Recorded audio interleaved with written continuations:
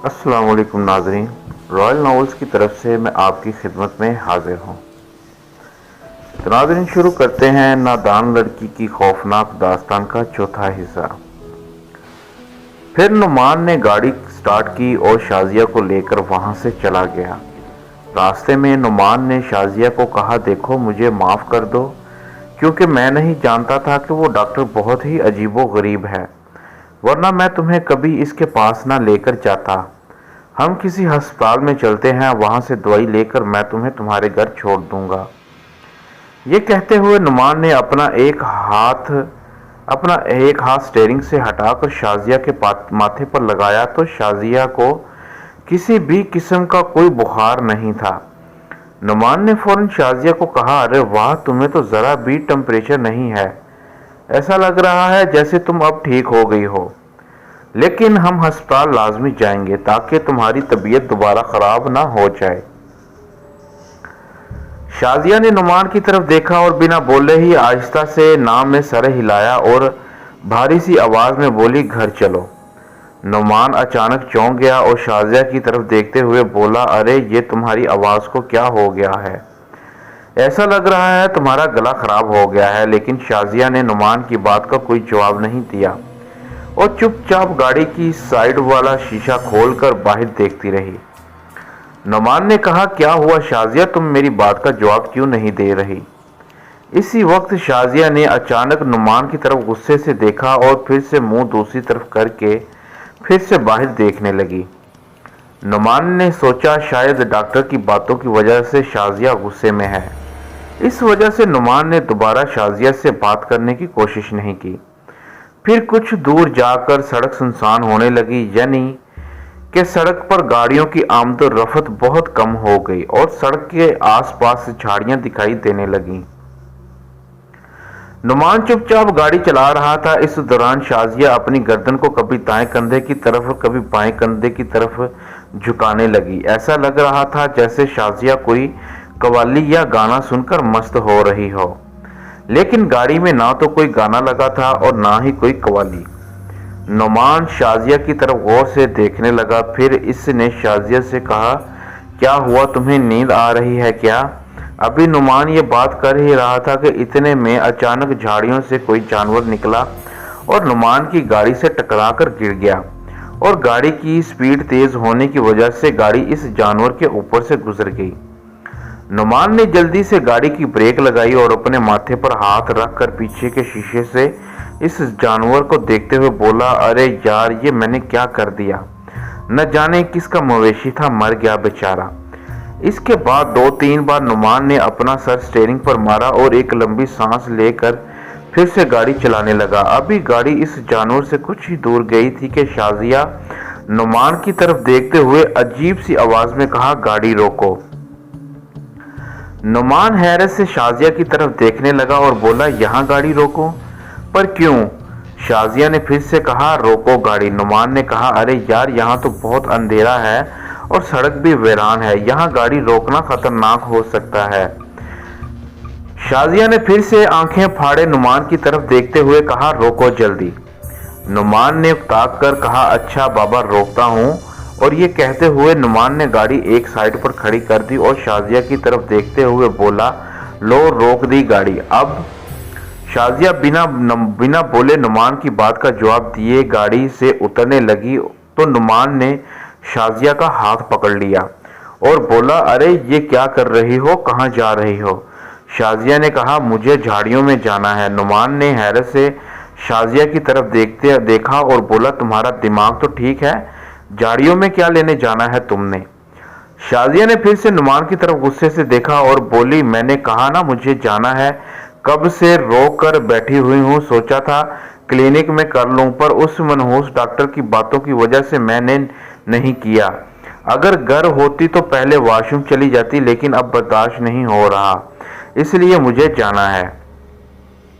नुमान ने कहा, अच्छा, सॉरी यार, मुझे इस बात का पता नहीं था, पर ऐसे इस रास्ते पर मुझे कुछ ठीक नहीं लग रहा। शाजिया ने तल्ख लहजे में कहा, तो ठीक है, इधर गाड़ी में ही कर देती हूँ। नुमान ने कहा, अच्छा तुम चली जाओ और ये मोबाइल की लाइट जलाकर साथ ले जाओ, अंधेरा बहुत है झाड़ियों में। और हाँ, ज़्यादा दूर मत जाना, ये वीरान इलाका है, पहले ही हम इस वीरानी की वजह से बहुत नुकसान उठा चुके हैं। शाजिया ने फिर से कोई जवाब नहीं दिया और गाड़ी का दरवाज़ा खोलकर बाहर चली गई और नुमान भी गाड़ी से बाहर निकलकर गाड़ी से टेक लगाकर खड़ा हो गया और शाजिया को झाड़ियों में जाता हुआ देखने लगा और फिर सड़क पर इधर उधर देखते हुए शाजिया का इंतजार करने लगा। इस दौरान नुमान को सड़क के बीचों बीच कोई औरत खड़ी हुई नजर आई जो कि नुमान से काफी दूर खड़ी हुई थी, पर इसकी शक्ल नुमान को ठीक से नजर नहीं आ रही थी। नुमान इसको देखकर चौंक गया और दूर से ही इस तरफ देखने लगा। इतने में अचानक एक तेज रफ्तार गाड़ी इस औरत की तरफ आती हुई दिखाई दी। नुमान ने वो गाड़ी देखते ही इस औरत को कहा, अरे सड़क से हट जाओ, गाड़ी आ रही है, जल्दी हटो। ये कहते हुए नुमान इस औरत की तरफ भागने लगा, लेकिन नुमान के इस औरत के पास पहुंचने से पहले ही गाड़ी इस औरत के ऊपर से गुजरने लगी। तो नुमान ने फौरन अपनी आंखों के आगे हाथ रख लिया ताकि वो इस औरत का एक्सीडेंट होते हुए ना देख सके। लेकिन जैसे ही गाड़ी गुजर कर चले गई तो नुमान ने अपनी आंखों पर से हाथ उठाते हुए देखा कि वो औरत अभी इसी जगह वैसे ही खड़ी हुई थी और गाड़ी जा चुकी थी। ऐसा लग रहा था कि जैसे गाड़ी इसके बीच से ही गुजर गई है। ये देखकर नुमान हैरान और परेशान हो गया और अपनी आंखों को हाथों से मलने लगा। बाद फिर गौर से इस औरत को देखने लगा तो औरत इसी जगह खड़ी थी।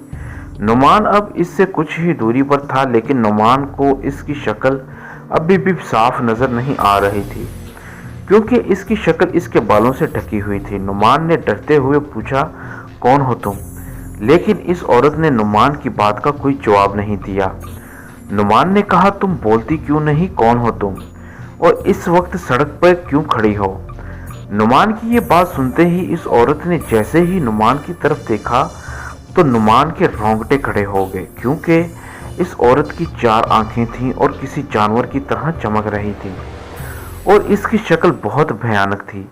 ये देखकर नुमान थर थर कांपने लगा और वो डरावनी औरत आहिस्ता आहिस्ता नुमान की तरफ बढ़ने लगी और नुमान भी डरता हुआ इसकी तरफ देखते हुए आहिस्ता आहिस्ता पीछे हटने लगा और पीछे हटते हुए अचानक नुमान ने अपनी गाड़ी की तरफ देखा तो नुमान को एक और औरत नजर आई जो कि नुमान की गाड़ी से कुछ दूरी पर थी। इसे देखने के बाद जब नुमान ने वापस पलटकर इस सड़क वाली औरत को देखा तो डरावनी औरत कहीं गायब हो चुकी थी और नुमान फिर से इधर उधर देखने लगा और फिर नुमान ने गाड़ी की तरफ देखा तो वहां भी कोई नहीं था। नुमान जल्दी से दौड़ता हुआ गाड़ी के पास चला गया और झाड़ियों की तरफ देखते हुए शाजिया को बुलाने लगा, लेकिन शाजिया ने नुमान की बात का कोई जवाब नहीं दिया।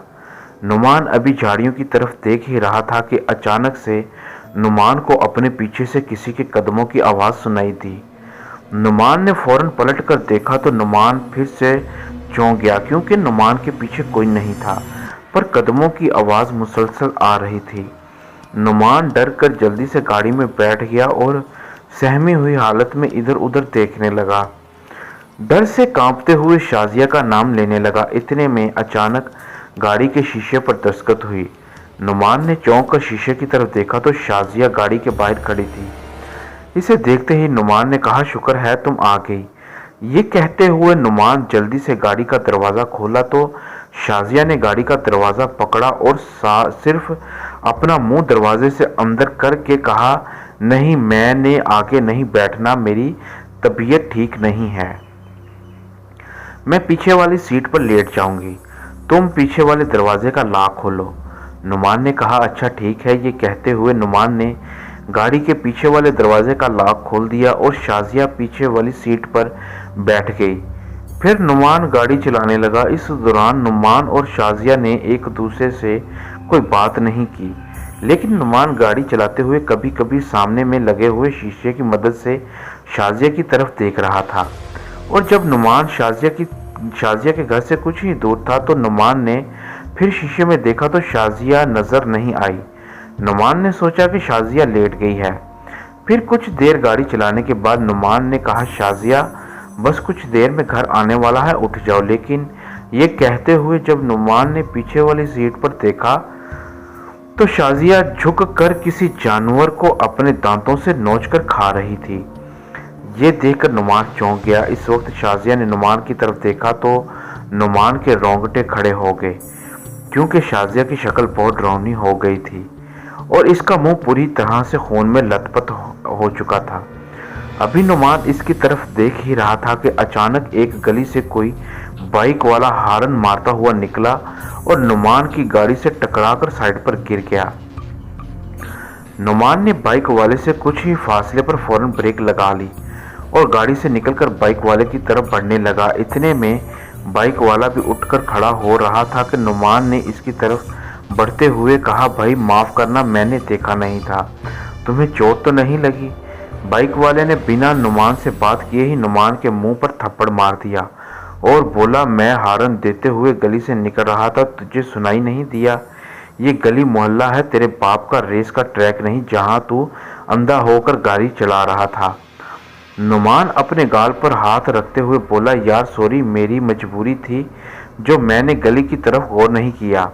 वैसे मेरी गाड़ी की स्पीड बहुत कम थी, तुम ही तेज आकर टकरा गए, फिर भी मैं तुमसे माफ़ी चाहता हूँ। इतने में बाइक वाले ने कहा, माफ़ी नहीं बेटा, जो मेरी बाइक का नुकसान हुआ है वो भरो। शायद तुझे पता नहीं, तूने दिलावर से पंगा लिया है और दिलावर पंगा लेने वाले को ऐसे नहीं जाने देता। अब नुकसान भर, वरना तेरे साथ तेरी गाड़ी की भी धुलाई कर दूंगा। नुमान ने गाड़ी की तरफ देखा और दिलावर से कहा, भाई इस वक्त मुझे इमरजेंसी है, मैं पहले ही बहुत मुश्किल में हूँ, मुझे जल्दी जाने दो, मैं तुम्हारा जो भी नुकसान है सब भर दूंगा। दिलावर ने कहा, नहीं तुझे अभी भरना पड़ेगा। नुमान ने कहा, अच्छा भाई, मेरा वॉलेट गाड़ी में पड़ा है, मैं लेकर आता हूँ। ये सुनते ही दिलावर ने ज़मीन पर पड़ी एक ईंट हाथ में उठा ली। नुमान ने दिलावर की तरफ देखते हुए कहा, अरे भाई ये क्या कर रहे हो? मैं वॉलेट लेने जा रहा हूँ। दिलावर ने कहा, मैं कोई चूचा नहीं जो मुझे पता ना हो, गाड़ी में बैठकर भाग जाएगा और इस वक्त मैं ये ईंट से तेरी गाड़ी का शीशा तोड़ दूंगा। ये कहते हुए दिलावर ईंट पकड़े नुमान के पीछे पीछे चलने लगा। अभी नुमान और दिलावर गाड़ी के पास पहुंचे नहीं वाले थे कि गाड़ी का पीछे वाला दरवाज़ा खुला और इसमें से खौफनाक शक्ल में शाजिया बाहर निकली। इसके बाल बिखरे हुए थे, इसकी आंखें काफ़ी बड़ी थीं जिनमें काले रंग के डेले नहीं थे, यानी पूरी तरह से सफ़ेद आंखें थीं और इसका मुंह खुला हुआ और पूरी तरह खून आलूद था और इसके किसी खूनख्वार जानवर की तरह नुकीले दांत साफ नजर आ रहे थे। ये देखकर नुमान और दिलावर डर गए और इस वक्त इनके रोंगटे खड़े हो गए। इतने में शाजिया चीखती हुई नुमान और दिलावर की तरफ बढ़ी तो नुमान जल्दी से पीछे हटते हुए ज़मीन पर गिर गया, लेकिन दिलावर ने हाथ में पकड़ी हुई ईंट शाजिया के सर पर मारी, जिससे शाजिया का सर फट गया। ये देखकर नुमान ने ज़मीन पर लेटे हुए ही दिलावर की तरफ देखते हुए कहा, अरे ये क्या किया तुमने? दिलावर ने नुमान की तरफ देखते हुए कहा, भाड़ में जा। ये कहते ही दिलावर वहां से भागने लगा। शाजिया ने जब दिलावर को भागते हुए देखा तो वो भी चिल्लाती हुई इसके पीछे भागने लगी। इतने में नुमान भी उठकर शाजिया के पीछे भागने लगा और जब दिलावर भागते हुए अपने घर से कुछ कदम के फासले पर था तो शाजिया ने इसको पीछे से धक्का देकर ज़मीन पर गिरा दिया। फिर शाजिया ने दिलावर का बाजू पकड़कर ऐसी मरोड़ी दी कि इसकी बाजू टूट गई और दिलावर की दिलखराश चीखें निकलीं, जिनको सुनकर दिलावर के घर वाले और कुछ मोहल्ले वाले भी घरों से बाहर निकलने लगे। इस दौरान दिलशाद भी घर से बाहर आ गया और इसने देखा कि इसका बेटा ज़मीन पर लेटा हुआ चिल्ला रहा है और कोई डरौनी सी औरत इसकी टांग को पकड़कर मरोड़ रही है। दिलशाद ने जल्दी से दिलावर की तरफ बढ़ते हुए कहा, अरे कोई रोको, यहाँ चुड़ैल आ गई है। शाजिया ने दिलशाद को अपनी तरफ आते देखा तो इसने दिलावर की टांग को भी तोड़ दिया और दिलावर दर्द की वजह से बेहोश हो गया और शाजिया वहां से एकदम एक खाली प्लाट की तरफ भागी और फिर अंधेरे में गायब हो गई। इतने में कुछ गली वाले भी भागते हुए आ गए और सब दिलशाद और दिलावर को देखने लगे, पूछने लगे क्या हुआ। दिलशाद दिलावर का सर अपनी गोद में रखकर रोता हुआ कह रहा था, इस चुड़ैल ने मेरे बच्चे को मारने की कोशिश की है, इस खाली प्लाट में गई है। ये सुनते ही लोगों ने जल्दी से अपने मोबाइल वगैरह की लाइटें जलाई और प्लाट में चुड़ैल को ढूंढने लगे, लेकिन इनको वहां कुछ नहीं नजर आया। इतने में एक आदमी ने कहा, यार मुझे तो लगता है कोई चुड़ैल वुड़ैल नहीं थी, दिलशाद भाई के लड़के ने फिर किसी लड़की को छेड़ा होगा, तो इस लड़की ने अपने भाइयों से मिलकर इसकी मरम्मत की है। ये सुनकर एक शख्स ने कहा, अरे हाँ मुझे भी यही लगता है, वैसे भी दिलावर की बहुत शिकायतें आती रहती हैं, सारा दिन नशा करता रहता है और रात को आवारागर्दी करता है। दिलशाद भाई तो बहुत बोले हैं और वो खुद भी दिलावर से बहुत तंग हैं। ये बातें करते हुए सब लोग वापस दिलशाद के पास आए और बोले, दिलशाद भाई प्लाट में कोई नहीं है, हमने सब जगह देख लिया है। दिलशाद ने लोगों की बातों का कोई जवाब नहीं दिया और फिर दिलशाद और इसके घर वाले रोते हुए दिलावर को अस्पताल ले गए। इतने में नुमान भी भागता हुआ दिलशाद के घर की तरफ आया और वहां खड़े लोगों से पूछने लगा, भाई क्या हुआ था यहाँ। लोगों ने दिलावर वाला वाकया नुमान को बताया तो नुमान वहां से वापस गाड़ी की तरफ जाने लगा और गाड़ी की तरफ जाते हुए मैं नुमान के एक स्कूल की तरफ से गुजरा तो नुमान ने अपने साथ साथ किसी और के चलने की आवाज भी सुनाई देने लगी। जब इस गली में नुमान के अलावा कोई भी नहीं था, नुमान ने फौरन पलट कर देखा तो इसे कोई नजर नहीं आया। नुमान फिर से चलने लगा तो नुमान ने महसूस किया कि अभी भी कोई मेरे साथ साथ चल रहा है। नुमान ने दोबारा पीछे देखा तो फिर से कोई नहीं था। नुमान वहीं रुककर सोचने लगा कि शायद इसके साथ गुजरे हुए वाकयात की वजह से ऐसा लग रहा है। यह सोचकर नुमान दोबारा से तेज तेज चलता हुआ गाड़ी की तरफ चलने लगा। इस वक्त नुमान के साथ कदमों की भी आवाज तेज हो गई जो कि इसके साथ साथ चल रहे थे। इतने में अचानक नुमान ने आहिस्ता आहिस्ता चलना शुरू कर दिया और इन कदमों की आवाज भी आहिस्ता हो गई और फिर चलते हुए नुमान ने महसूस किया कि कदमों की आवाज इसके ऊपर से आ रही है और जैसे ही नुमान ने ऊपर की तरफ देखा तो कोई नजर नहीं आया।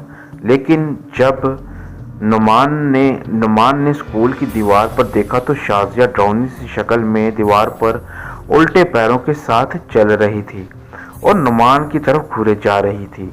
ये देखकर फिर से नुमान के रोंगटे खड़े हो गए और नुमान ने फिर से तेज तेज चलना शुरू कर दिया।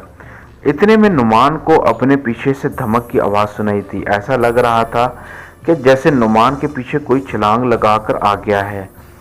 नुमान बिना पीछे देखे तेजी से चलता हुआ गाड़ी में जाकर बैठ गया और गाड़ी के शीशे से स्कूल वाली गली की तरफ देखने लगा और फिर अपने दोनों हाथ अपने सर के पीछे रखकर सीट से टेक लगाकर आंखें बंद करके बैठ गया और लंबी लंबी सांस लेने लगा।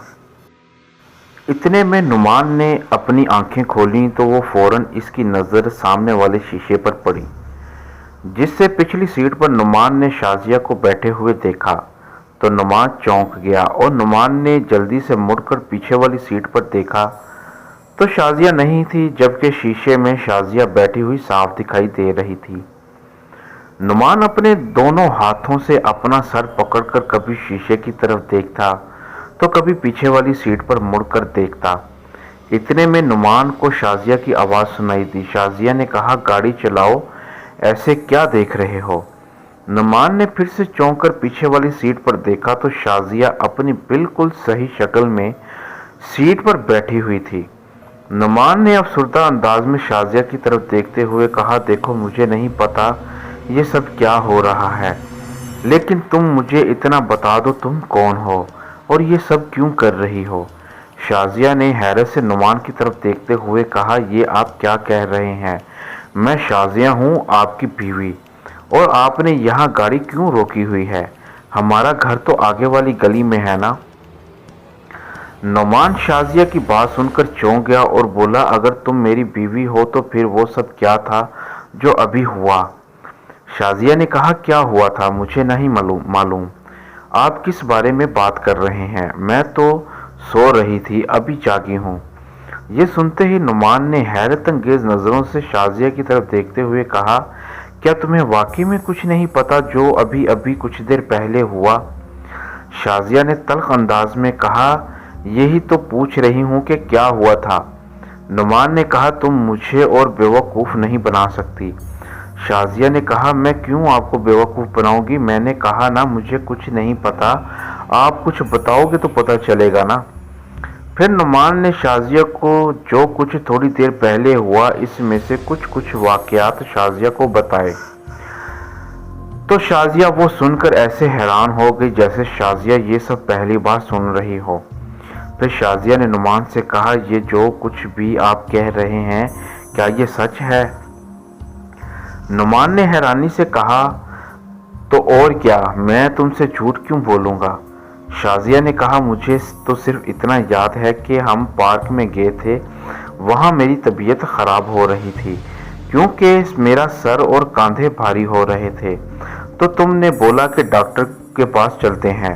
फिर इसके बाद शायद मैं पीछे वाली सीट पर लेट गई थी, या फिर तुमने मुझे पीछे वाली सीट पर सुला दिया होगा, क्योंकि जब मेरी आंख खुली तो मैं गाड़ी के पीछे वाली सीट पर लेटी हुई थी और तुम गाड़ी में नहीं थे, और जब तुम आए तो मुझे अजीब तरीके से मुड़ मुड़ कर देख रहे थे, इसलिए मैंने तुमसे पूछा था कि ऐसे क्या देख रहे हो नुमान। नुमान ने अपने दोनों हाथों से अपना सर पकड़कर कहा, मैं पागल हो रहा हूँ, मेरे साथ इतना कुछ हो गया है और तुम कह रही हो कि तुम अभी सोकर उठी हो और तुम्हें कुछ याद ही नहीं। शाजिया ने कहा, आप मेरी बात का यकीन क्यों नहीं कर रहे? मैंने कहा ना, मुझे कुछ याद नहीं है। नुमान ने कहा, तो अगर तुम्हें इतना याद है कि हम पार्क में गए थे और वहाँ तुम्हारी तबीयत खराब हुई, फिर तो तुम्हें यह भी याद होना चाहिए कि जब हम डॉक्टर के पास गए थे तो इसने तुम्हारे बारे में क्या कहा था। अभी नुमान ये बात कर ही रहा था कि शाजिया ने कहा, एक मिनट, कौन सा डॉक्टर? नुमान ने कहा, जहां मैं तुम्हें लेकर गया था, डॉक्टर शिराजी के पास। शाजिया ने कहा, नहीं, ऐसा नहीं है, हम तो डॉक्टर के पास गए ही नहीं, मुझे तो बस पार्क तक का याद है, इसके बाद क्या हुआ कोई पता नहीं। नुमान ने कहा, पता नहीं क्या सच है क्या झूठ। ये कहते हुए नुमान ने गाड़ी स्टार्ट की तो अचानक नुमान की नज़र फिर सामने लगे हुए शीशे पर पड़ी, तो नुमान फिर से हैरान हो गया और फिर से मुड़कर शाजिया की तरफ देखने लगा। शाजिया ने कहा, अब क्या हुआ है? नुमान ने फिर से आहिस्ता आहिस्ता से सामने शीशे में देखा तो शाजिया सीट पर बैठी हुई नजर नहीं आ रही थी, जबकि वो सीट पर ही बैठी हुई थी। शाजिया ने कहा, कुछ तो बोलें, ये बार बार ऐसे क्या देख रहे हैं आप? नुमान ने शाजिया की तरफ देखते हुए अपनी गर्दन ना में हिलाई और बोला, मैं पागल हो रहा हूँ, ये देखो शीशे में तुम्हारी शक्ल ही नजर नहीं आ रही। शाजिया ने अपनी सीट से उठकर शीशे में देखा तो शाजिया की शक्ल शीशे में नजर आने लगी और शाजिया हंसते हुए बोली, अरे ये आप क्या कह रहे हैं, देखो शीशे में मेरी शक्ल नजर आ रही है, आप मुझे डराने की कोशिश ना करें। नुमान ने तंजिया अंदाज में एक बार सर दाएं तरफ मारा और बोला, मैं डरा रहा हूं या तुम मुझे डरा रही हो? अभी कुछ देर पहले तुम शीशे में नजर नहीं आ रही थी, अब आ रही हो। शाजिया ने कहा, अच्छा छोड़ें ये सब बातें, अब घर चलें, मुझे ये नहीं समझ आ रहा कि आपने यहाँ गाड़ी क्यों रोकी हुई थी। नुमान ने कहा, अरे यार, बताया तो था कि जब तुम्हारी शक्ल अजीब सी बनी हुई थी तो इस दौरान एक पागल मेरी गाड़ी से टकरा कर गिर गया था, इसे उठाने लगा तो इसने झगड़ा शुरू कर दिया और मुझे थप्पड़ मार दिया। शाजिया ने सुनते ही कहा, क्या इसने आपको मारा था? नुमान ने कहा, हाँ, इस बेवकूफ़ ने अचानक ही हाथ उठा दिया था और बदमाशी पर आ गया था। शाजिया ने कहा, कौन था वो? कोई नाम शाम नहीं बताया इस कमीने ने अपना? मैं अब्बू को बोलूंगी, वो यहाँ सबको जानते हैं। नुमान ने कहा, पता नहीं, कोई दिलावर नामी लड़का था, खैर छोड़ो अब इन बातों को। शाजिया ने कहा, मैं अब्बू से कहूंगी, वो इस दिलावर की खबर लेंगे। वो होता कौन है आप पर हाथ उठाने वाला?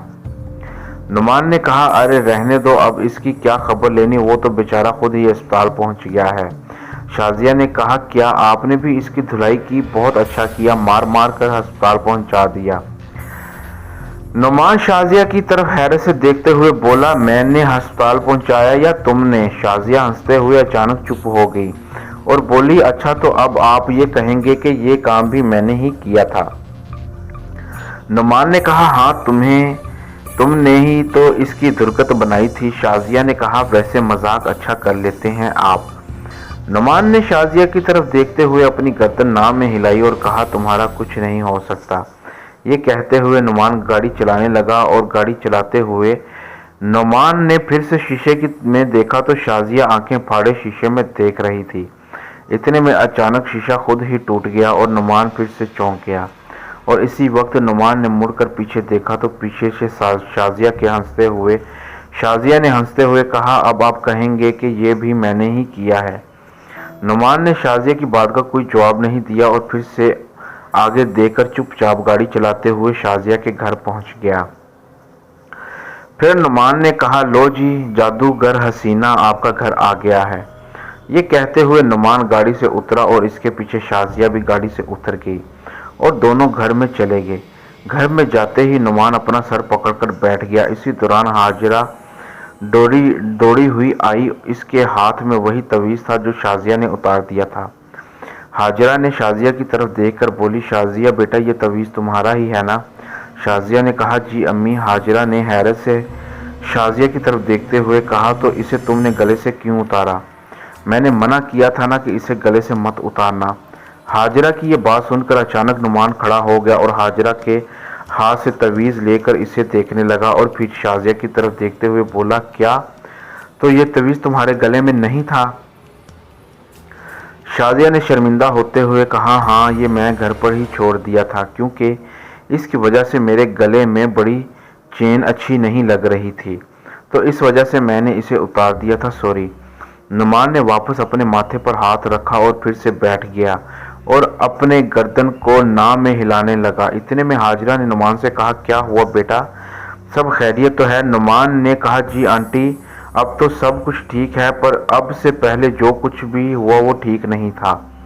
हाजिरा ने हैरत से नुमान की तरफ देखा और बोली, बेटा मैं कुछ समझी नहीं, आखिर क्या हुआ था? इतने में जज्जी भी आ गया और आते ही नुमान और शाजिया के सर पर हाथ फेरा और इनका हालचाल पूछने लगा।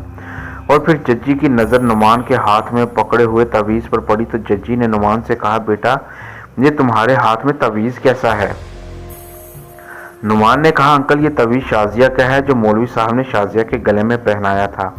ये सुनते ही जज्जी ने कहा, तो इसे उतारा क्यों? जल्दी से इसे शाजिया के गले में पहना दो। शाजिया ने कहा, पर अब्बू अब तो मैं बिल्कुल ठीक हूँ और मुझे अब इसकी ज़रूरत नहीं है। जज्जी ने कहा, क्यों नहीं है? अब चुपचाप करके इसे पहन लो। शाजिया ने कहा, अच्छा अब्बू मैं अभी पहन लेती हूँ, पहले मुझे अपने कपड़े चेंज करने हैं। ये कहते हुए शाजिया ने नुमान से तवीज़ पकड़ा और अपने कमरे में चली गई। नुमान शाजिया को जाते हुए देखकर बोला, आज तो इसने मुझे सच में डरा दिया था। नुमान की ये बात सुनकर हाजिरा और जज्जी नुमान की तरफ हैरत से देखने लगे। फिर हाजिरा ने नुमान से कहा, हाँ बेटा तुम कुछ बता रहे थे, कुछ भी ठीक नहीं था, वो क्या बात थी? फिर नुमान ने जज्जी और हाजिरा को वो सारा वाकया बताया जो कि पार्क से शुरू होकर घर आने पर ख़त्म हुआ।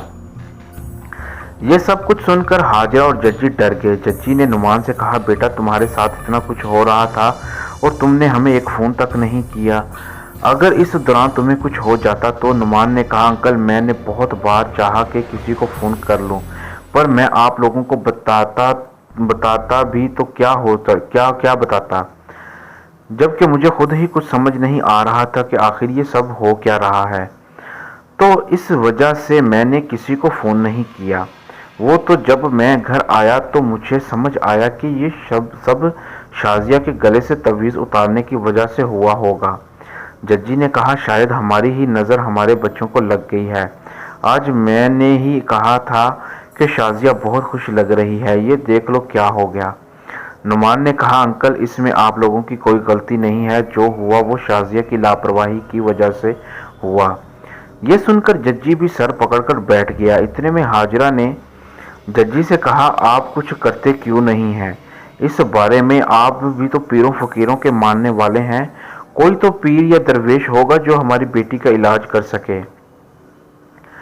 ये सुनकर अचानक जज्जी ने अपना सर उठाकर हाजिरा की तरफ देखा और बोला, तुम सही कह रही हो हाजिरा, तुम बिल्कुल सही कह रही हो। ये मामला वाकई में शायद वो बुजुर्ग सुलझा सकते हैं जिन्होंने मुझे नेक राह पर लगाया था। मैं कल ही इस सिलसिले में दरवेश बाबा से बात करूंगा।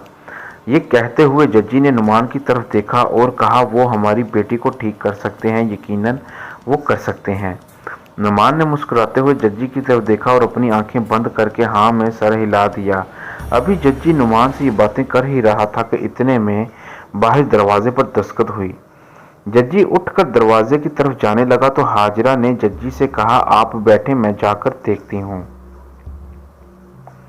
ये कहते हुए हाजरा दरवाजे पर गई तो देखा कि दिलशाद आंखों में आंसू लिए दरवाजे पर खड़ा था। हाजरा ने दिलशाद से कहा, जी भाई, आपने किससे मिलना है? दिलशाद ने कहा, मैं जज्जी भाई से मिलने आया हूँ, मेरा नाम दिलशाद है।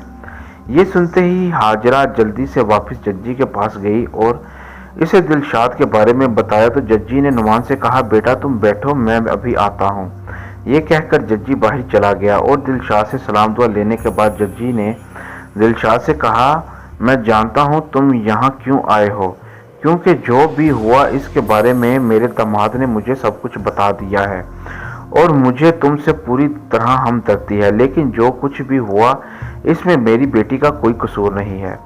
दिलशाद ने कहा, मैं जानता हूँ जज्जी भाई, दिलावर ने होश में आते ही मुझे सब बता दिया था और मैं कोई शिकायत लेकर नहीं आया, बल्कि मैं ये कहने आया हूँ कि आप अपनी बेटी का इलाज करवा लें, क्योंकि जब दिलावर ने आपकी बेटी को कॉलेज जाते हुए छेड़ा था तो इस वक्त भी आपकी बेटी ने इसके मुंह पर थप्पड़ मारा था। इसके बाद दिलावर से आज इसका आमना सामना हुआ था तो ये सब हो गया, लेकिन मुझे डर है कि अगर फिर कभी मेरा बेटा इसके सामने आ गया तो कहीं वो मेरे बेटे को जान से ना मार दे, क्योंकि वो इसे अपना दुश्मन समझती है। शायद इसी वजह से वो इसे जान से मारना चाहती थी। वो तो मैं मौके पर आ गया था, वरना आज मेरा बेटा इस दुनिया में ना होता। बस अब मुझे डर ये है कि वो कह कर गई थी कि वो दिलावर को नहीं छोड़ेगी, और मैंने सुना है कि अगर ऐसी चीज़ें किसी के पीछे पड़ जाएं तो इससे अपना बदला लेकर ही रहती हैं। जज्जी ने कहा, अरे ऐसी बात नहीं है, दरअसल मेरी बेटी पर शैतानी चीज़ असर आ गया है। इससे छुटकारा हासिल करने के लिए एक मौलवी साहब ने इसके गले में एक तवीज़ पहनाया था और आज इसने नादानी में वो तवीज़ उतार दिया था, तो इस वजह से वो शैतानी चीज़ इस पर हावी हो गई। वो ये सब शैतानी चीज़ हावी हो गई थी, वो ये सब हो गया। बाकी मेरी बेटी किसी को अपना दुश्मन नहीं समझती, क्योंकि वो तो दिलावर का नाम तक नहीं जानती और ना ही इसकी शक्ल को पहचानती है। दिलशाद ने कहा, पर जज्जी भाई मुझे बहुत डर लग रहा है। नाजरीन, ये थी कहानी नादान लड़की की खौफनाक दास्तान का चौथा हिस्सा।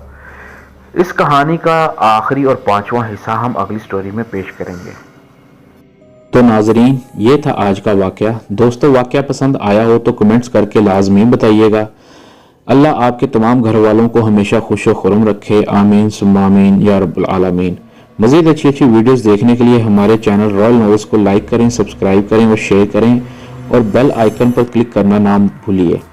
अगर किसी के साथ कोई वाकया पेश आया हो तो नीचे दिए गए डिस्क्रिप्शन में हमारा ईमेल है, वो अपना वाकया वॉइस नोट में हमें मेल करें। हम उसका वाकया अगले दिन अपनी वीडियो में नशर करेंगे।